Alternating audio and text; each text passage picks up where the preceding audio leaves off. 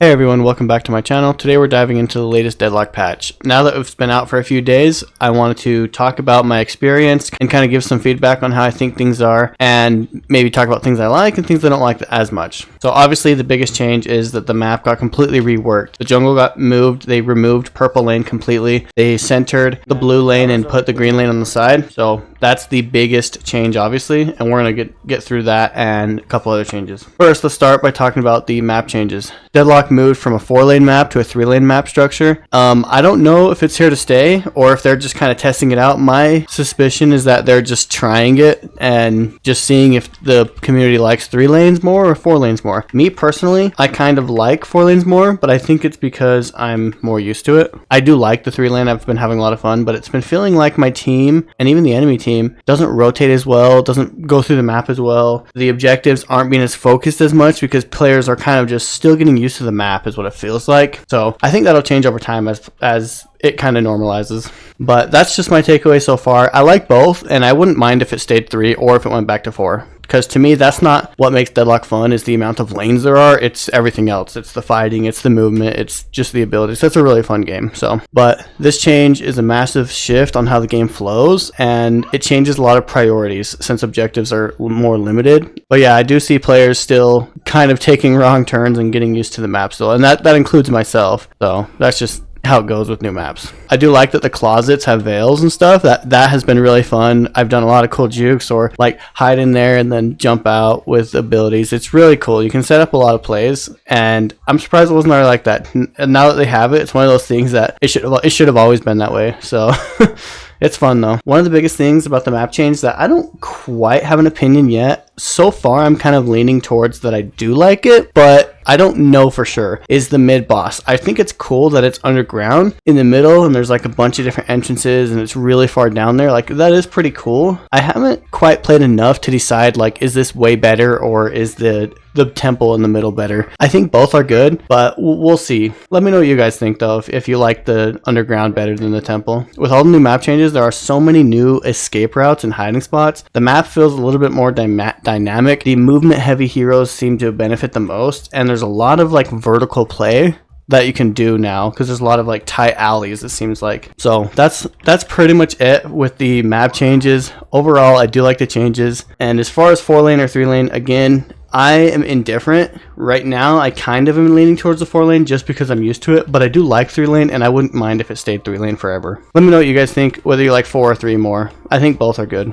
One thing they did add to the game is explore mode. I really like this. It allows you to just practice the map, and with the map being changed so much, it's kind of nice to jump in there, run around and learn the map first of all, practice some movement rollouts, things like that. I know you can already do this just by using some console commands, but it's nice that it's just in the game. There's a lot of things that I've mentioned that I think should just be in the game, and I get comments and people being like, oh, you can already do that with the console, you can already do this. I go, I know you can, but it's just better if it's in the game. There's no reason not to do it in the game, especially if the game already supports it. You know, a lot of people don't use the console, so why not just stick a button in there? But anyway, next major change is the soul orb mechanic. Basically, before, when a minion is about to die, it'll flash and then you shoot it to finish it off, and a soul will pop out, and you collect the soul to get the money. Basically, now you just have to be close enough.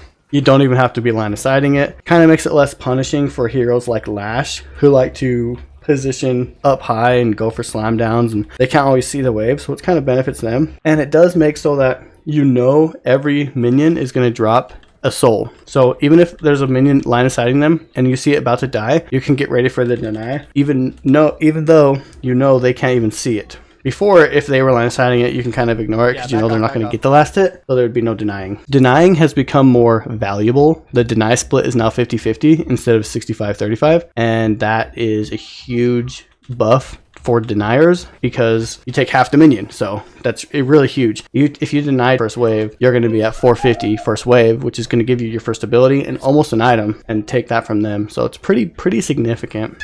Overall, I do think these changes make it easier to kind of stay ahead in lane. No, sorry, not stay ahead in lane, but stay from falling behind. If you're struggling in lane, the fact that you just get it automatically kind of makes it easier, in my opinion. Which I don't know if it's good or bad. It's just a different way of doing things. things. You know, we'll see how they do. Those are the two biggest changes. I like both the changes, and I also liked how it was before. There's a bunch of random like quality of life changes, and there's like optimization changes, which are always good. I always like optimization. I always like more accessibility for players. That's just allows people to play the game that wouldn't otherwise, so that's always good. And another thing I want to throw out there, that just to, you know, say props to the devs, is upgrading the damage report. It doesn't seem like a very big change, but it is actually pretty significant. It's going to help you make better itemization changes, make better decisions, understand what's happening, right? You don't just die and you look at your damage report and it's like, oh, I took 6,000 from this ability. You're thinking, how the heck did it hit that hard? You know, anything that gives more information to the players on how abilities work or anything like that, that's always a good change.